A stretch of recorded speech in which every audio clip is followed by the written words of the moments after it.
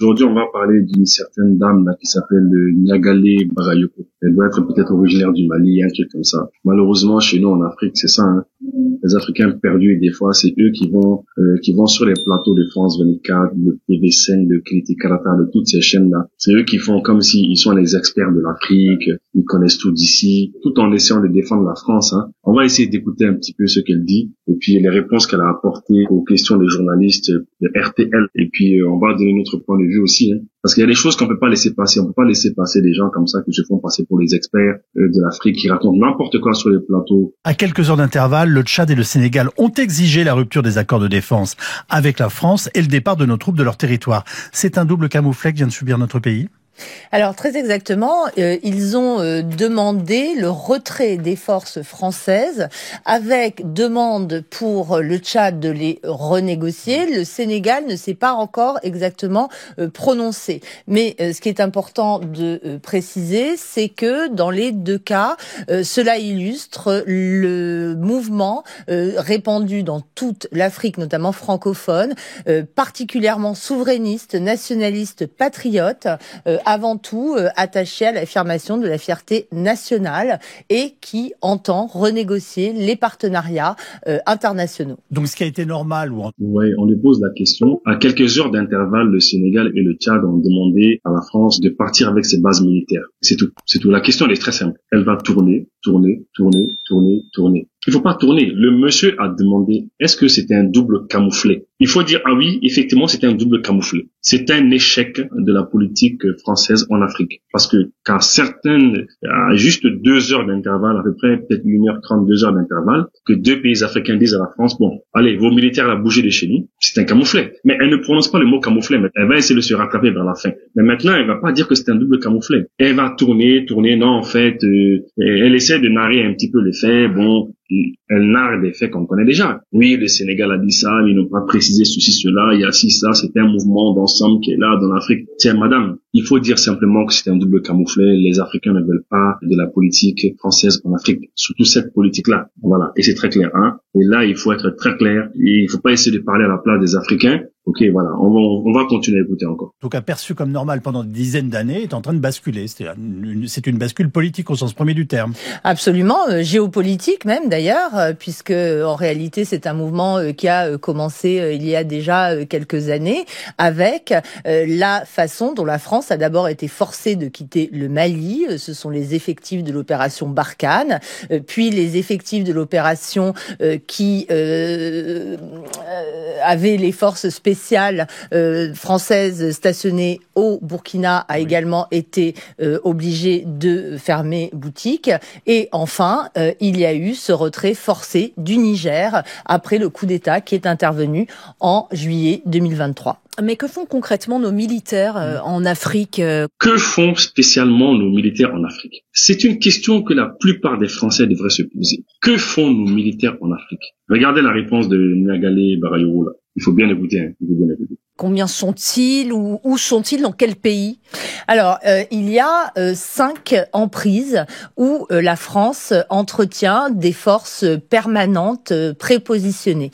Il y a, et ce sont les pays qui sont concernés aujourd'hui, en effet, le Sénégal, le Tchad, auquel il faut ajouter la Côte d'Ivoire, le Gabon et enfin Djibouti.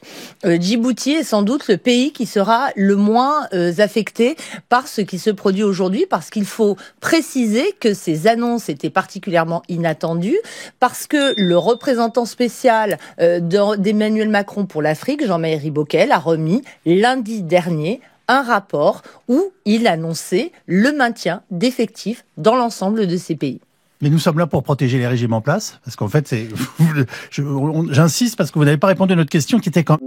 Ben voilà, il insiste. Le journaliste est désolé, il insiste parce que les journalistes français même, certains d'entre eux sont en train de se poser la question, que font nos forces françaises en Afrique? Que font nos militaires en Afrique? Parce qu'ils ont appris quelque chose. Ces journalistes-là, ils ont appris quelque chose. Ils ont appris que les forces françaises soutiennent certains régimes en Afrique. Ils le savent. C'est pour ça qu'ils posent la question. Elle n'a pas répondu à la question. C'est pour ça qu'il insiste. Il insiste. On va continuer. Même, qu'est-ce que font nos militaires en Afrique? Alors, c'est une excellente... Se posent la question. Alors, que font nos militaires en Afrique? Ils font plusieurs choses. D'abord, dans le cadre cadre de l'opération Barkhane, ils sont intervenus dans le cadre d'une force antiterroriste.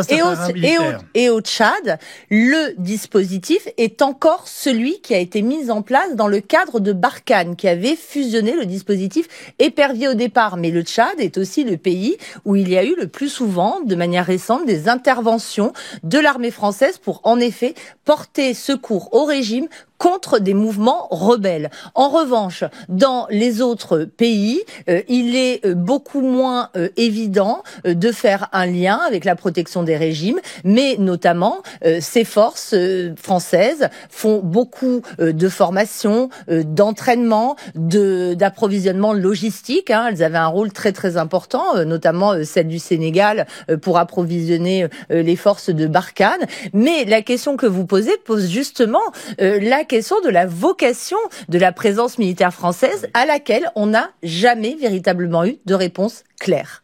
Voilà, c'est à cause de cette réponse que j'ai voulu faire cette émission. Franchement, il y a de ces émissions, des fois, tu tombes sur des gens comme ça, qui veulent défendre, des Africains qui veulent défendre la France, vaille que vaille, parce que je sais qu'elle doit être française, mais avant qu'elle soit française, elle est Barayoro, elle est africaine d'abord, elle est malienne, c'est sûr. Donc c'est une Africaine, Chez nous, ici, on le dit, quelle que soit la durée qu'un tronc d'arbre fera dans l'eau, il ne sera jamais un crocodile, voilà. Quelle que soit la durée qu'elle fera en Europe, en France, là-bas, elle sera toujours africaine. Regardez-moi les réponses comme ça. C'est-à-dire, elle fait tout pour tourner. Le monsieur, il pose la question. Que font nos forces là-bas? Parce que lui, il dit, voilà, on pense que nos forces sont en train de soutenir des régimes là-bas. Elle répond comme la ministre des Affaires étrangères. Mais c'est quand même incroyable de voir une telle réponse. Une mauvaise foi comme ça. Elle-même, elle sait que les forces françaises sont là dans nos pays pour défendre certains régimes. Tout le monde le sait, ça. C'est connu de tous. C'est juste que le journaliste lui a posé la question. Il voulait entendre ça de sa bouche à elle. Simplement, voilà. Elle ne l'a pas dit. Elle dit non, en fait, que c'est pas très évident de faire le lien avec la protection des pouvoirs qui sont en place.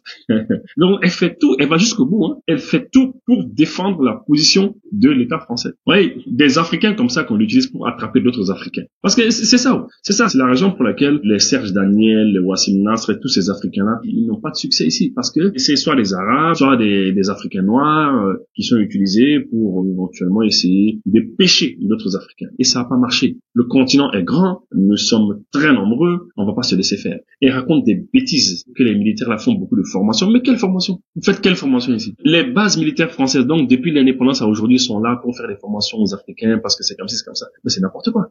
Et elle veut pas reconnaître le fait que les bases françaises sont là pour protéger les pouvoirs. Mais il faut aller demander à Gbagbo, qu'est-ce que le 43e BIMA a fait dans les années 2010, pendant la crise post-électorale en Côte d'Ivoire 2010-2011? La base militaire française a fait tomber Gbagbo. Ils ont été chercher Gbagbo dans le palais. C'est ce que les forces françaises font en Afrique. Voilà. Donc la réponse, elle est claire et nette. Puisque elle ne veut pas répondre à la question clairement, nous, on répond à la question clairement. Les forces françaises sont là, en Afrique, pour soutenir les régimes qui sont favorables à la France. Les régimes qui ne sont pas favorables à la France, on les fait tomber.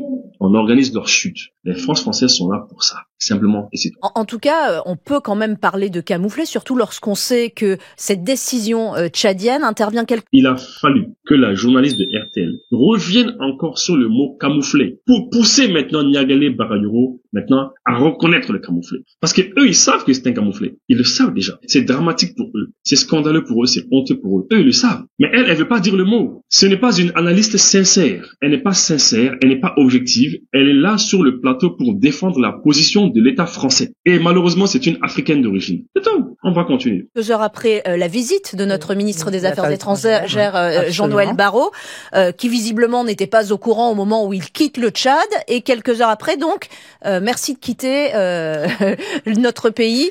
C'est quand même raide. Absolument. Et à cela s'ajoute l'annonce sénégalaise qui a précédé l'annonce tchadienne de quelques heures, qui est intervenue après la réception par le président Bassirou Diomaye Faye d'une lettre d'Emmanuel Macron qui reconnaissait la responsabilité française dans le massacre de Thiaroye de tirailleurs sénégalais. Donc en effet, ce sont des camouflés. Voilà, maintenant, à un moment donné, face à l'insistance des journalistes, parce que les journalistes ont tellement insisté sur le mot camouflet, parce que c'est quand même un grand camouflet. Mais imaginez, votre ministre des Affaires étrangères quitte le Tchad. Il vient au Tchad, chemise blanche, c'est le colon qui vient d'arriver en Afrique. l'Afrique, il vient, il rend visite aux gens, etc.